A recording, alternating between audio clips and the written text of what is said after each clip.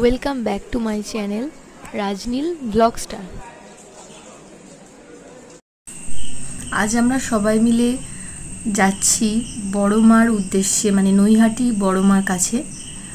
আমরা সবাই ট্রেনে এখন বসে আছি। মাঝেরহাট স্টেশন থেকে ট্রেনে সবেমাত্র উঠেছি। সময়টা ঠিক 7:30 সকাল ঘড়িতে।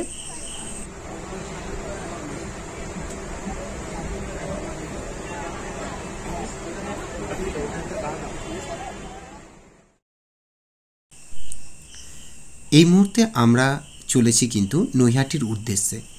বজবজ নৈহাটি লোকালে আমরা সবাই উপস্থিত হয়েছি। তো যাচ্ছি আমরা বড়মার কাছে পুজো দিতে। তো এটা অনেক দিনের ইচ্ছে আমাদের ছিল, কিন্তু হঠাৎ করেই কিন্তু আমাদের এই প্রোগ্রামটা ঠিক হয়। আগের দিন রাত 11টা, তখনও কিন্তু আমরা জানতে পারছি না যে আমরা পরের দিন যাব কি যাব না। তো সত্যি যেটা বলতে, যে মা যদি কাউকে তার কাছে নিয়ে আসতে চায়, অবশ্যই কিন্তু আমরা অবশ্যই সেই মন্দিরে পৌঁছে যাব।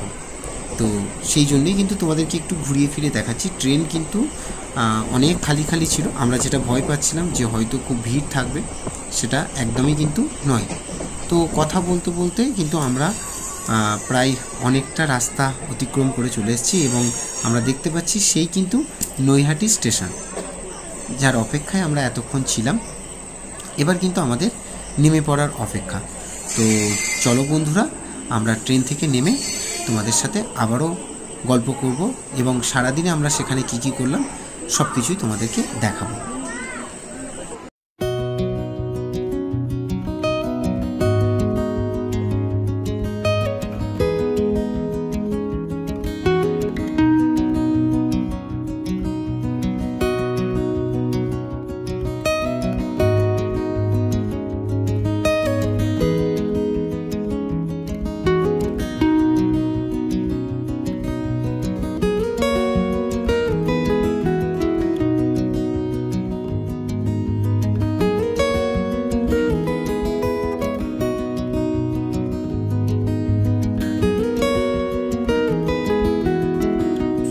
স্টেশন আসতেই আমরা সবাই নেমে পড়েছি আর বড়মার কাছে যাওয়ার উদ্দেশ্যে।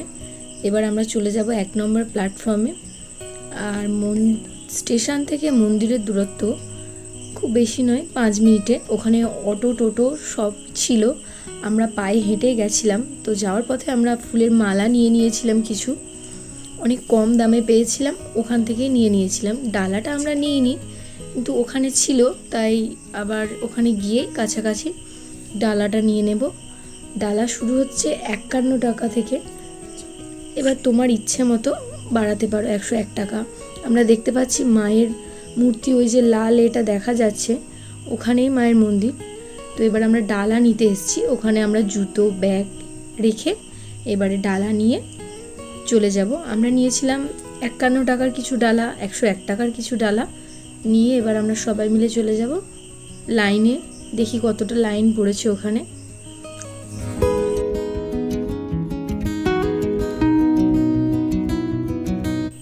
বহু প্রতীক্ষার পর কিন্তু আমরা এসে গেছি সেই নৈহাটির বড়মার মন্দিরের কাছে। তো চলতে চলতে আমরা কিন্তু হেঁটে এগিয়ে যাচ্ছি লাইনের শেষ জায়গায়। তো অনেকটাই কিন্তু বড় একটা লাইন এবং বেশ গরমের সময়, যেহেতু এখানে কিন্তু খুব গরম ছিল এবং বিশেষ করে আমরা প্রত্যেকে যেহেতু খালি পায়ে ছিলাম, রাস্তায় কিন্তু আমাদের পায়ে কিন্তু খুব কষ্ট হচ্ছিল, কিন্তু মনের মধ্যে সেই সাহস আর জোর ছিল যে মায়ের কাছে যেতে হবে। এটা কিন্তু সেই মায়েরকে দেখার যে আনন্দ, আর সেই আনন্দর জন্য কিন্তু পায়ের কষ্টটা একদমই মালুম হচ্ছিল না। কারণ এর থেকে অনেক কষ্ট করে মায়ের দেখা পাওয়ার জন্য অনেক দর্শনার্থী কিন্তু কষ্ট করে। তো সেই জায়গা থেকে দাঁড়িয়ে সেই সাহস, সেই মনের জোর কিন্তু আমাদের মধ্যে ছিল এবং আমরাও কিন্তু একের পর এক এগিয়ে চলছিলাম। মাথায় ছাতা রাখলে ভালো হতো এবং আমাদের মাথায় ছাতাও কিন্তু রাখা হয়েছিল, কারণ প্রচণ্ড রোদের জন্য কিন্তু ছাতা ছাড়া থাকাটা খুব কষ্টকর ছিল। এবং আমরা কিন্তু লাইনের একদম পিছনের দিকে দাঁড়িয়েছিলাম। তারপরে কিন্তু আমি একটু ভিডিওটা করার জন্য বা তোমাদেরকে দেখানোর জন্য আবার লাইন ছেড়ে কিন্তু এসেছি। দেখো, একটু মন্দিরটাকে তোমাদেরকে দেখানোর জন্য সামনে থেকে একটু দেখাচ্ছি। চলো একটু মন্দিরটাকে তোমাদেরকে ভালো করে একটু দেখাই।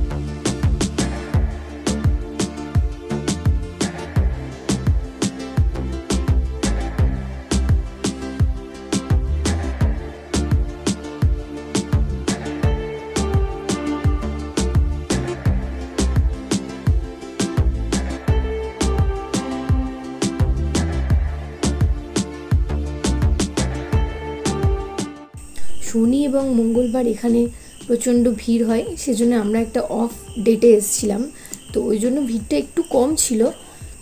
রবিবারও প্রচণ্ড ভিড়, যেহেতু ছুটির দিন থাকে সবাই মায়ের কাছে আসার চেষ্টা করে, তো আমরা ভিড় অতিক্রম করে আমরা মন্দিরের ভেতরের মধ্যে প্রবেশ করে ফেলেছি। আর মাত্র কিছুক্ষণের অপেক্ষা, আমাদের সেই দীর্ঘ প্রতীক্ষার অবসান, বড় মাকে দেখার। আমাদের দীর্ঘদিনের ইচ্ছা ছিল মায়ের কাছে আসার, তো এসছি।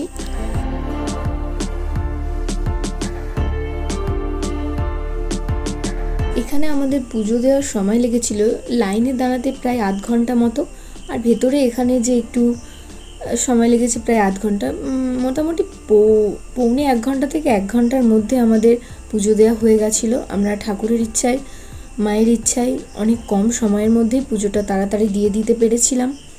আমরা এসেছিলাম অনেক দূর থেকে।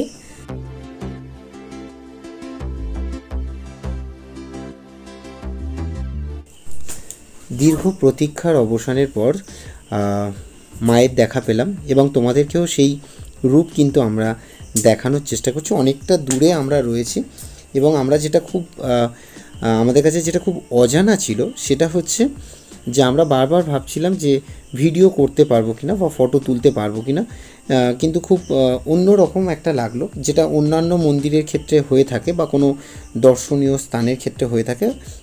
ফটো তোলা নিষিদ্ধ থাকে, একদমই ফটো তোলা যায় না।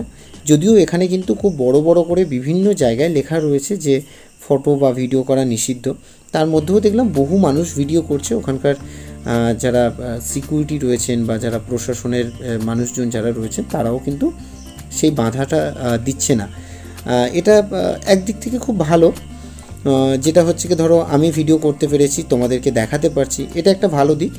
আর আরেকটা খারাপ দিক যদি বলি সেক্ষেত্রে হচ্ছে একটা ভিডিও করা বা একটা ফটো তোলা, সেক্ষেত্রে কী হয়, আমার পিছনে থাকা মানুষগুলোর কিন্তু সেই সময়টাও একটা অপেক্ষা করতে হয়। মানে আমার হয়তো দেখা গেল ঠাকুর দেখা হয়ে গেছে, কিন্তু আমি ফটো তুলছি বা আমি ভিডিও তুলছি বা আমি সেলফি তুলছি, তো তার জন্য কিন্তু অনেকটা সময় যায়। তাহলে দেখা যায় ভিড়ে লাইনে দাঁড়িয়ে থাকা মানুষগুলো কিন্তু সেই সময়গুলো কিন্তু আরও এক্সট্রা অপেক্ষা করতে হয়।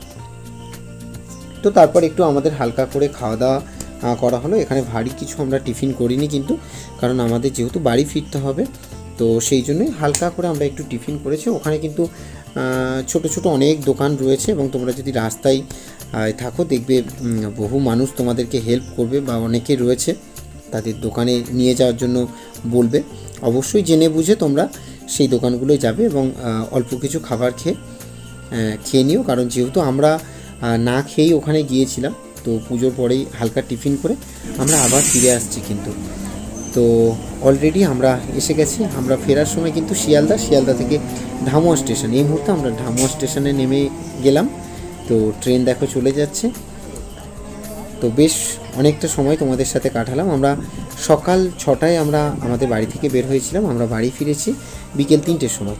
দেখা হচ্ছে নেক্সট কোনো নতুন কোনো ভিডিও নিয়ে। সবাই ভালো